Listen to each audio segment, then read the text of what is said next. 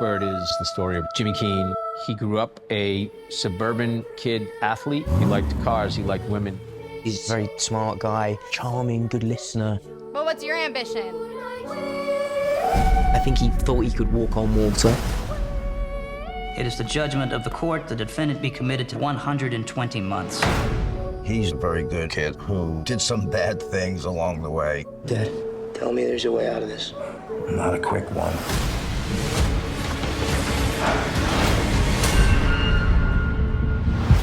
He's offered an opportunity to redeem himself. We would like you to transfer to another prison and befriend someone to elicit a confession. You want me to check into hell and befriend the demon? Not for all money in the world. How about freedom? Larry's world is a true darkness, and that's the world that Jimmy enters. In my dreams, I like kill women, you know? Sure. Larry Hall was a puzzle. It's impossible to understand his mentality. Why are you looking at me like that? Like you know me. Larry gets in his head, and Jimmy's horrified by it. Jimmy was in something that was bigger than him, bigger than anything, and if he screws this up, this guy will be out into the world again. If he walks, he'll kill. Again and again. Jimmy has no protections left. He has no armor left. He has nothing. Do you think you could be in danger? You are in danger. Something's gonna happen.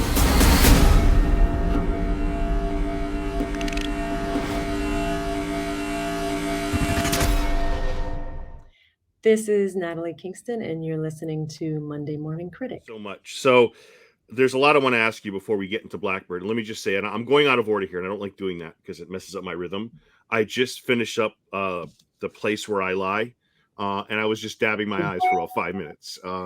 Yeah, that's where I'm at right now. Like I'm just off a crying binge, I think. Oh my God.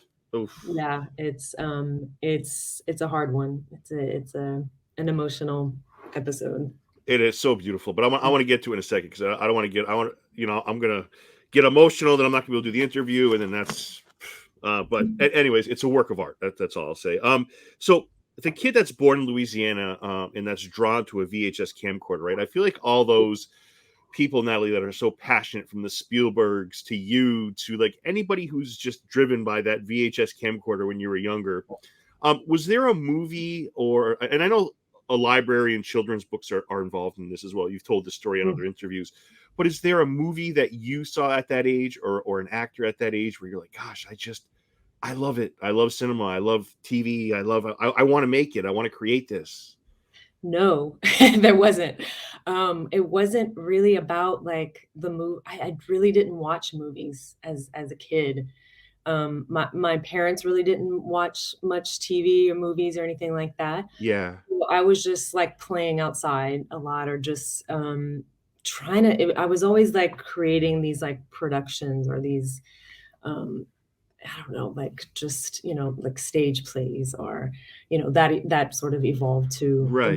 So it was really the camcorder itself that inspired me. And I really didn't, of course I knew that there was a director and people who made films, but I really didn't understand like that much about like cinema or movies or actors or anything like that. I was just kind of really infatuated by like the process of right. Capturing, I guess, moving images, or just telling a story with moving images, and then like getting to share with my family who I'd sit down and watch it, and just seeing how they would react, that whole process. Yeah. And you go from, that kid. So how does your progression develop, Natalie? I mean, obviously you don't have to go into too much detail, but you go from there to high school to how does the progression go for you? Because clearly you were born to do what you're doing, but there's probably other factors. How does it progress for you, Natalie? So it was a very winding path, because I was from a small town in South Louisiana. I wasn't exposed to the industry at all. So, in high school, I remember taking a still photography class, and we shot on film, and the classroom was converted into a dark room. And so that whole process I fell in love with. Yeah. But I don't know if I even associated that time with like, I didn't know what cinematography was, it was just like image making.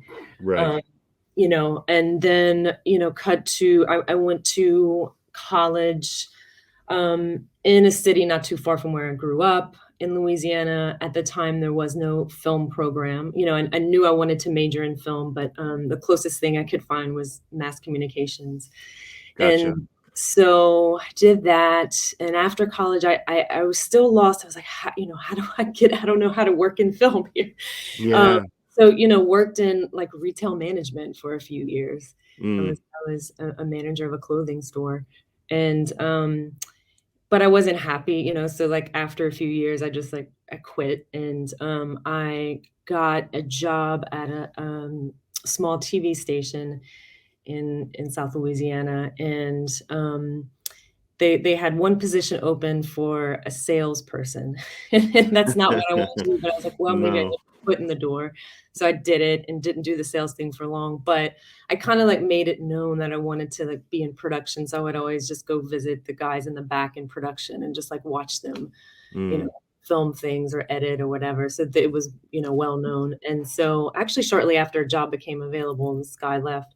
And so I kind of like took his job, and that job sort of evolved to them like giving me my own show there, where it was documentary style, and I shot it, I directed it, I edited it, I came up with the whole concept and who we were going to interview and kind of follow around. And that really kind of sort of became my film school, because I had Yeah. all the creative freedom, and it was amazing. And I was just so inspired because I had all these tools, at my fingertips. And sometimes I could take the cameras home and do my own thing. And that sort of evolved to like freelance camera operating, which I did for a little while, like why I had that job. I did a lot of live sports. And then finally I was able to get my first job on a film. That was around the time when films started to be shot in Louisiana. They got the film tax incentives. Right. Right. I worked as a camera assistant, as a second AC, and that's sort of where it, like, clicked, like, "Okay, there's a cinematographer, and that Yes. person's in charge of how this movie looks, camera and lighting." And, like, that's exactly what I need to pursue. And so then I started my path on that, and it was still winding because I even, like, I just, needed money, I needed to work, so I took a full-time job, like, after acing for a bit, at a post house as an editor, because I had my editing experience from the TV station. Sure. And, didn't really love post, so I started to shoot things on the side, short films with friends, and then got really serious about it. So I went to a place called Main Media. I don't know if you're familiar with it. It It's sounds familiar. Yeah. a hidden gem of a school in Rockport, Maine, and they offer like week-long workshops to, I don't know, 2-year programs. But I found this cinematography intensive there that was like 3 months long, and I did that to really learn more about lighting, and I learned a ton about lighting there. And so after that, it was really like I hardcore pursued being a DP, and just only shot, so slowly but surely built up my work. Yeah, and talk about a journey, my gosh. At the TV studio, Natalie, did you find yourself teaching? Did you find yourself self-educating yourself along the way? Did you find, Yeah. a lot of failing and finding Oh, where you yeah. failed? Yeah, a lot of that. And, Absolutely, yeah, it yeah, was all trial and error, like, it was yeah, just a playground, really, 'cause it was just it was like a local access or like one step up from, like, a local access kind of TV station. It wasn't a news station, but they created their own content. There was, like, little talk shows, and then, all cooking shows and stuff like that, and then my show where I'd go out on location. And yeah, they didn't really give me any parameters. It was really amazing, so I'd just search for these, like, interesting people around the area and kind of follow them and tell their story. So yeah, it was like experimenting with editing, and I really learned how to operate. And my lighting wasn't good at all in Yeah. those days, but Yeah. yeah, it was, oh my gosh, yeah, a lot of experimenting and trial and error, probably And I more. think one of my favorite things about learning about, interviewing and cinematography, and I love it. I still don't understand a lot of the terms, but I get it, the gist of it. Yeah. I had Dan Louston on, who was nominated for Nightmare Alley, and Mhm. he's known for his lighting, right? So Mhm. does he, cinematographer, you think, Natalie, just kind of come into their own, whether it's learning lighting in your own way? There's no like one set to, many times actors have a style that they follow, right? For Mhm. cinematography, it's wide open. I feel like it's whatever works for Mhm. you, right? It's whatever works for the story Yeah, and for whatever, and yeah, of course, I have my own sensibilities and things I'm sure, drawn to. So sure. that's, so it's the story first, and then that, is filtered through my sensibilities and kind of things that I'm drawn to. Um, Yeah, so I kind of just work that way, and it's definitely, it of course is ever evolving, I Yeah, get on the kicks of things, and it's like, okay, I become obsessed with a certain thing, and then that's when it evolves to something else, or I get tired of one thing, and there's always something that, I'm reaching for, and then, and it can be the littlest of things, but, like very nuanced things. Yeah, but and that's what's so fun of it, because fun about it, because I think it'll always be like that till, for as long as I keep doing this. yeah. Did you find when you were in retail for 2 years, did you find your mind was always on cinematography and filmmaking? Did you ever, I mean, I know you have to. I mean, you have to make a way in life. You have to earn a living. Mhm. I get it. But did you find that your head was in other places as far as Um, cinematography? Not cemetery, because I didn't really understand it back then, I Yeah, didn't really know, I mean, it was in other places of, like, I didn't wanna be there, but yeah, then also, like, I'm a perfectionist, and, like, I, was trying to do a good job, but, like, yeah, I didn't, um I knew there was something else, but it was very, like, abstract, yeah, yeah, and yeah. I just didn't even know how to go about pursuing this career path at all, honestly, And your husband is a cinematographer. Do you guys find yourself picking each other's brains? Do you find yourself going to him with it, hey, what do you think about this? Is that happen in your house, Natalie? We do that a lot. He's not a Yeah. cinematographer anymore. He did start off as one. He's a director now, I He's a think, right? director now. Yeah, yeah, He still yeah. shoots time to time, but he's more focused on directing these days. But yeah, we pick each other's brains all the time, just about filmmaking in general, and cinematography stuff still, and, Yeah, so that's nice having that built in, for and then sure. we work together when he directs something, I'll shoot it with him, so that's a lot of And fun. and a hidden perk, and I'm sure this is not why you do it, but a hidden perk is you get to be in great places like Portugal, and you get to kind of go Yes. different places, and Yeah, that's a hidden perk of the job, which yeah, is pretty cool. exactly, yeah, yeah, it That's is, awesome. That's awesome. absolutely, yeah. So and you talk about growing up in Louisiana, and your main like where you live, your residence is Los Angeles. Am I right with that? Mhm.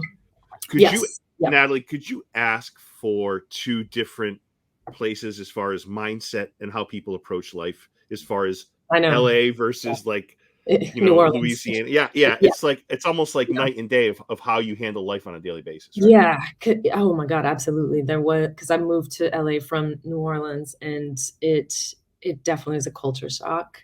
And, I wasn't, like, dying to live in LA, honestly. It's, like, finally growing on me. I don't know if it'll be forever, we'll see, but, oh my gosh, yes, just the pace, the culture, obviously, the people, there's nothing like New Orleans, it's such a special place, and I got Let- to go back there to shoot Blackbird, yeah. So 'cause okay, I can yeah. just do it. On that segue, so I'm glad, because I was going to bring up Blackbird. So I want to say the proximity of where you grew up to Blackbird is like maybe an hour's drive, maybe a little more, maybe hour and a half, right, from where you guys are shooting Blackbird to where Where we you shot grew. about, yeah, I grew up 2 hours away About from, 2 hours away. So yeah. understanding Louisiana, understanding where you've grown up, does that help in the process of shooting? Understanding the the scenic part of it, understanding the culture part of it. Does that play into effect in your shooting, Natalie? I mean, I know there's other things. There's the story, the vision of the people producing the show. I get that. But do you feel like being from Louisiana helped you in this project? Not with the material, because it's it's not set in Louisiana. It's set in the Midwest. So yeah, I get that part of it. Yeah. But it helped in terms of like crew and just locations, also like understanding the weather, and there's hurricane season and the production might stop for 2 weeks because Hurricane Ida comes through and we all have to evacuate to Austin. So I understand the humidity, and that helps, of course. And I feel very comfortable in the city, and so yeah, that was nice. Because when I travel all the time for different jobs, and there's always that time of acclimation in a new place, and then getting your bearings, okay, and then you have to work right away. So there really wasn't that. I know the city so well, so it was nice not to. It was just like going home, and yeah. Your name came up in an interview last week. It was with Joe Williamson, who plays CEO Carter. Yeah. Well, his face, like, it just, when your name came up, it was like, oh my God, she is awesome. Like, he was just so ecstatic. I said, she's coming on the podcast. He goes, tell her I said hi. Like, he had nothing but nice things to say about you, Natalie. He's incredible. He's such a talented actor. And what he did like with such a nice guy. Like, his kindness was kind of like caught me off guard. Not that I expect people to be like not kind, but like, he's like, it's a genuine kind of kindness. Yeah. Like, I can appreciate that, Yeah. And especially seeing his character, which is, the opposite of what it is. Yeah. So I have to say, there's Blackbird is one of my, many podcasters, they get what they call press junkets, where publicists they say, okay, how about you talk to this person about this show? Like, I wanted to seek you out from the beginning. Like, these shows like Blackbird are very rare. Like, they are. I am so into this. Like I was telling you earlier. I mean, people always say it. I legitimately was emotional, like really emotional, watching that last episode. Great. Yeah. I have to say, before we get into the plot a little bit, the fact that this was one of Ray Liotta's last projects, do you feel? Does that? I mean, obviously, it means a lot to you, but like that has to have a lot of sentimental value. Never mind the work and the show itself, but knowing that this was Ray's one of his few last projects. Whatever you want to say about that, Natalie, and your rapport with Ray. I mean, of course, we didn't know at the, I don't think he was sick at the time. If we did, I'm not sure the exact circumstances, but I'm pretty sure. Yeah, he seemed fine. Yeah. And we wrapped with him, I think we wrapped like last year, so yeah, I mean, I just feel so fortunate to have worked with a legend like him. And the big thing that I noticed and appreciated was his just sincere, deep love and passion for filmmaking and the process, in addition to, of course, acting. But he would just, do things like he would just stay on set after rehearsal just to be immersed in the filmmaking process and ask questions to all of us, like, what diffusion are you putting up there? Okay, what is this doing? Okay, I see what you're doing here. That's gonna be nice. Or that, he was just very inquisitive, and I love that because it's, he was a part of it. And I thought that was so cool. And then, obviously just getting to witness his incredible performances firsthand, being a few feet away from him was just so special. And I feel so lucky that I got to do that. And he's missed dearly. Yeah, I think he's got a shot at a nomination, not because he passed, but because he's so spectacular in this. Like, you can see the pain in his face all the time. Yeah, like Taron was his son, Oh, yeah. And you'd think, Natalie, an actor like that would just be like, not all of them, some of them, like, whatever, hey, listen, are we done shooting? I got to go. Like, Yeah, exactly. But not him. He's the exact opposite. I want to learn. I want to stay. Exactly. To hear this after the fact makes me, like, I like them. I love them already. But, like, when you hear it like that, like, this man loved cinema, loved storytelling, loved movie making. Like, exactly. you know, and at that age, just still being that passionate for it, it's yeah. just it's so inspiring, as a younger filmmaker, and especially, when you come into, meeting filmmakers and crew members who've just been doing it for decades upon decades, and they still love it. That always like pushes me to keep going too. Unheard of, unheard of. So Natalie, I wanted to put something on the screen for you to take a quick look at. Mhm. We talk about Paul Hauser and his amazing performance as Larry Hall. Uh, Mhm. when you I stole this from your website. I'm sorry. This is you and this is you and him. He talk about phenomenal performances. When you're Mhm. behind the camera looking at him, do you Mhm. see like it is eerie? Like I've never seen anything like it. Yeah. Like Same. like Yeah. this could have come off so cheesy and hokey, Mhm. and it doesn't. He smashes this out of No, the he park. gets it. He He totally gets it. It's a fine line. It could have become Mickey Mousey caricature, but yes. it's very grounded, and it's this guy is mentally unstable, and he loses that connection in his brain and goes off, and then sometimes you feel yourself kind of, you know, drawn to him in a weird way because he's funny and weird, and it's like, and you feel kind of, it's just an interesting, complex thing, very layered character that he plays, and the choices that he makes are just so unexpected, and but never contrived, and just it just like it just feels so real and informed, and yeah, it was Natalie, amazing. when you're looking at him during a scene and you're seeing this phenomenal performance, and then you cut, and then he kind of goes back to being like, is that weird for a cinema? I mean, Yeah, because I especially like Paul, like some actors don't like Paul like jumps right back out and he like cracks a joke. He's so funny. He's so funny on set, and he provided a lot of levity Ye- in all of these dark moments. More than moments, but 10-page dialogue scenes that, that is just so heavy, and we're in a jail for so many days, and, he'd break out and, like, he did one thing he did a lot was, like, high kicks, and he'd just break out in these high kicks. from his Cobra Kai. Yeah, yeah, Yeah, yeah, yeah. exactly.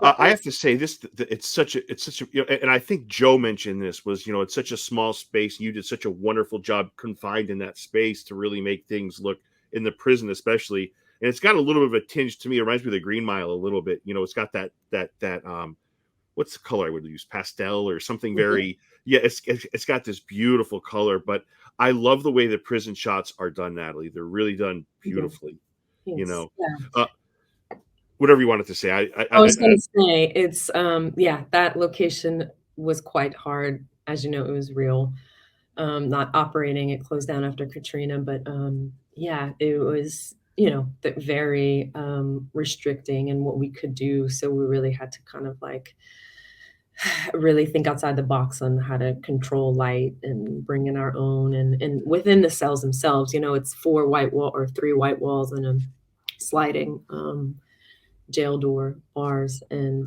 that was quite hard to control things, but, Mm. we found ways and to get the camera in, and I think we probably shot every angle that we possibly could by the end of it. Natalie, and the shots seem very intimate to me. I feel like I'm there. Like, and I can't say that Mhm, about all the shows. Like, I feel like he's talking to me. I feel like James is talking to me. Like mhm. I love that perspective and how you did that. You know?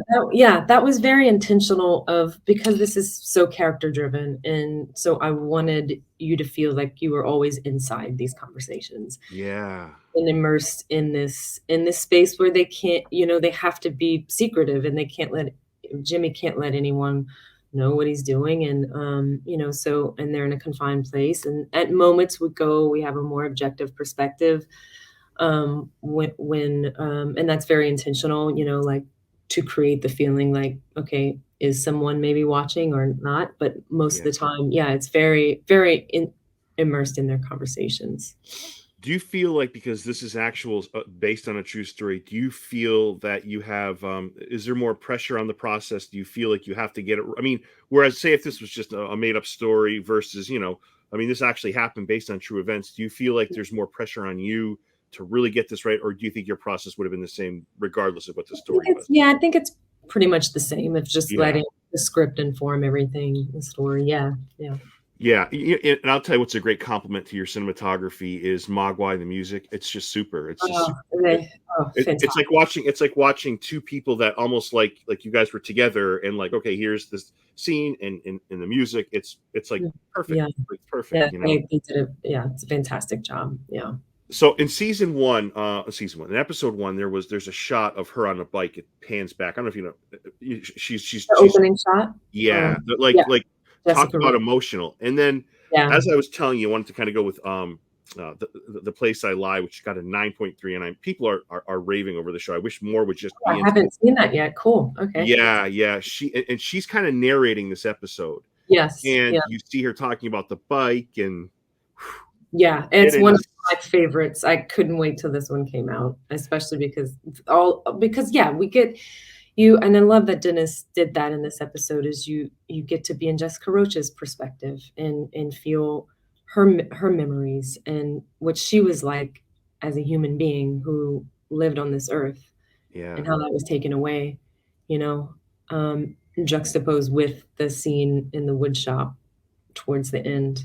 And we talk about intimacy, Natalie. Like, there it is. Like, you see James finally starting to, I don't want to say crack, but he's starting to feel the impact of why this man can never see the light of day on the other side. Like, exactly.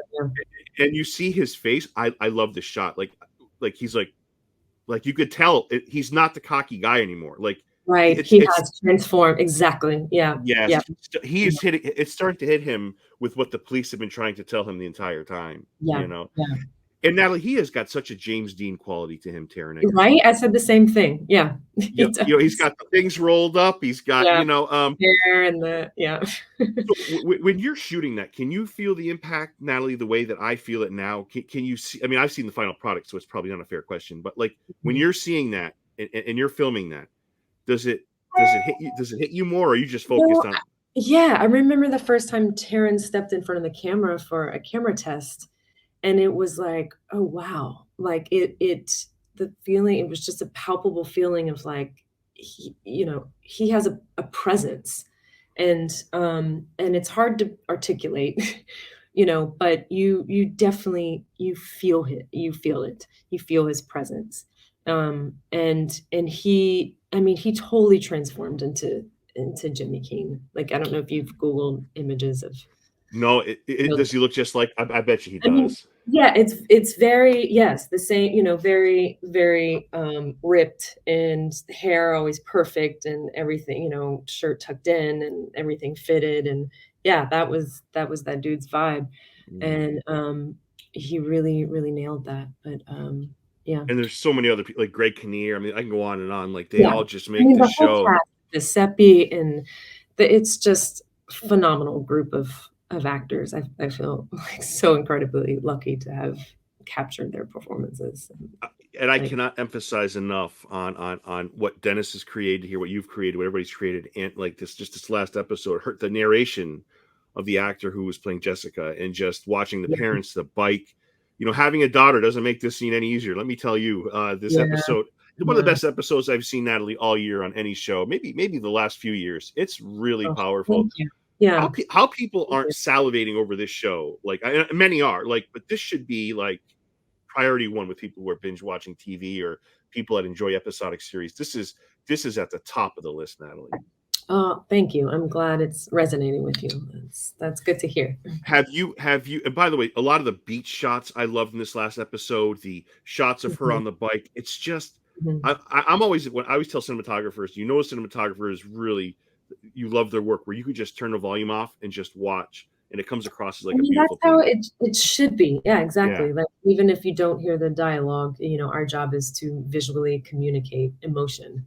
Yeah. Sum it up. That's what I do. And so, yeah, thank you. I think that's the goal. You haven't seen how this plays out yet, the entire series? or I mean, I guess you shot a lot of stuff, but have you seen the final product yet? All Oh, six?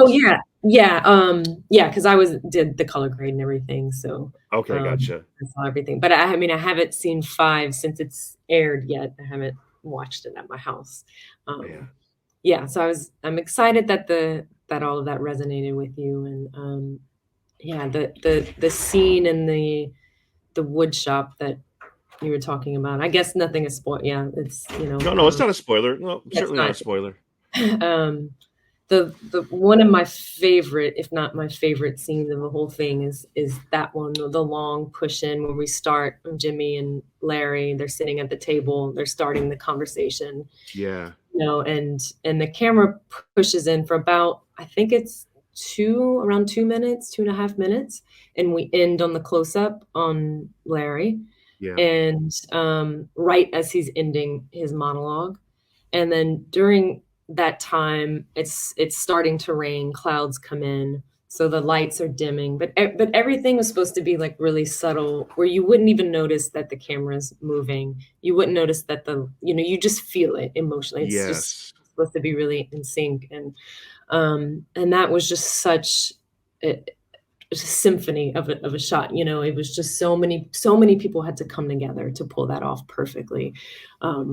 My first AC, Tweety Francis, and camera operator Colin McDonnell, and Dolly Grip, Scott Delaney, and my gaffer that day was Ian Pig, and the dimmer board operator Nate, and I'm blanking on his last name, but all these people have to be in sync, and we had lines of dialogue where we had to where the lighting cues had to finish at that exact line. And then Paul, of course, it's like he of course was in it 100% in the scene, but he was also aware and sort of helped camera out by knowing when it was about to stop and making sure that he was ending his dialogue right when the camera ended on his close-up. Yeah. And special effects, the rain had to start as well. And then at the end, when James is sobbing in his cell, like that's when it all hits home. Like, and that whole, it's so beautifully shot, and I'm glad, because some episodic shows, they go with different cinematographers. I'm not a fan of this. Like, I think if I was to make a show, like, I'm so happy you're doing all 6 episodes. Like, it's not one cinematographer does 1 and 2 and somebody's doing 3 and 4. Like, I'm happy it's just one person, one vision. Let's go with that. Like, that's me, but I don't know. It was an amazing opportunity to get to create the look, establish it, and maintain it throughout all, the whole limited series. And think that was amazing. And I know TV, just because of the pace of it, and just because there's just so much, sometimes there's 10 episodes plus, it's just impossible for one DP to shoot. But and this was a lot, it was a lot. Of course. But I was so happy to do it and excited about it. Yeah. I have 2 last questions, and thank you for all this time. I really appreciate it. When Paul Larry is talking about the way he kills his, these poor girls, it's almost like the way you and I would talk about going to get groceries, or like the process, the way he talks about it, like not like nonchalantly, Yeah. It's like it's the most frightening. Like Hannibal Lecter had his own way, but it's like he did it like it was in your face. This is scarier. Just going about it. Like there's nothing wrong. It's just a way of life. He's going to get the mail. He's going to dig up, dead body parts and steal, it's just, And speaking of and speaking of wonderful movie makers, I feel like this man is extremely underrated. He has some great. I feel like I don't know why he isn't more well known. That's Jim Cummings. Like this guy, he loves making movies. Like he loves. Like how he's not like. Yeah, he should be a household name at this point. I mean, and he is too. I mean, he's very popular, but it's just. He's got an infectious way of creating movies. And anything you wanted to say about Jim, and I know your work on The Wolf of Snow Hollow is just beautiful. Thanks. But he's just he just how we talk about Ray Liotta. I get the same kind of feeling from Jim, the way he approaches. Yeah, totally. He's exactly just a filmmaker who just is so passionate about making films, and it's just a way of life for and he just loves telling stories, loves every aspect of it. And it's always just so inspiring and fun when you work with a director like that, who's just so energized about the process. And that's how all of our directors were Blackbird, which was amazing. Our first director, Mikkel Roscom, like just really set the tone, and his energy was just incredible. And then Jim and Joe just kept that up, and it's so inspiring to work with someone, as a cinematographer, and when a director's that enthusiastic and into it, and of course, yeah. Enthusiastic might even be an understatement, I would say, when it comes to yeah. I was on your website, which people can find on the screen. A lot of great commercials too. David Beckham, a lot of good stuff there as well. Oh yeah. I like to do commercials like in between the long form stuff. Yeah. They're fun, and I can experiment with different tools and stuff and travel, and then they also allow me to be picky about the long form narrative projects that I take on. Nice. Because I have commercials in between. So yeah, I think it's a nice balance. Natalie, do you find that being a female cinematographer is an uphill battle, or is it all about the work? Like, do you find that there's an opportunity that's, and I hate to go like deep or whatever, but I have to ask this because I'm curious about it. Like, because there's some cinematographers that get, who knows why they get jobs, right? I don't know. Maybe they're because they're super talented, maybe because they're male or whatever. Do you find that do you find that it's an uphill battle for you? Because I feel like your work speaks for itself. Do you find that most people see it that way? Or is it still a challenge? Or you can just completely pass on this question. I just wanted to throw it out there. No, I mean, I wouldn't say it's an uphill battle. I don't, I'd like to think it's the work why they hire me. I mean, Blackbird wasn't like a female oriented sort of production, which a lot of times, female DPs are hired because it's like a female driven concept, blah, blah, blah. Yeah. So, I think there definitely is a layer of female DPs and directors and, other jobs where females aren't, common, that we just have to work a little harder to prove ourselves. Yeah, that's what I was kind of getting at. It's never just been in the front and center for me. Like, okay, I'm a female, I'm yeah. what I do, and I'm going to do the work and just try to be the best that I could be. And I really don't think about that, but I do think about trying to do what others did for me and still do for me, is just trying to be an inspiration to younger cinematographers, because so many that came before me were, and proved to me like, okay, I see them behind a camera and being, creating amazing work and being successful. And so that, when you see that visual, it shows you that this is possible. So I try to just do the same, for the younger women behind me, and hopefully, be an inspiration or give advice, and I'd like to mentor when I can, and just show them the same thing. Like, this is totally possible. And I think it's still a boys' club, but it's it's definitely like, even I started about 10 or 11 years ago, and from even then till now, there's so many more female cinematographers, and that's exciting. But we still have a long way to go, for sure. Yeah, and not to get hokey, I have a 2-year-old daughter. When she gets old enough, it's really important for me that if she sees this one day, she view positive female role models. So Natalie, I thank you for that, because I hope she sees that one day, and hope she approaches and attacks life the way you do. Oh, I'm sure she will. Yeah. What is around the corner for you? Are you able to say why you're in Portugal? Is that a project related? Shooting a commercial. Yeah. Okay, great. Here in Lisbon. Yeah, which is amazing. Yeah. I am currently reading some scripts and trying to find the next film or series, whatever it is. So we'll see what that may be. But that's pretty much it. Natalie, who is a cinematographer whose work you're blown away by? It doesn't have to be your quote unquote favorite, but who's somebody that when you watch their work, you are just like, that is great. That vision is great. Ed Lockman. Okay. Yeah.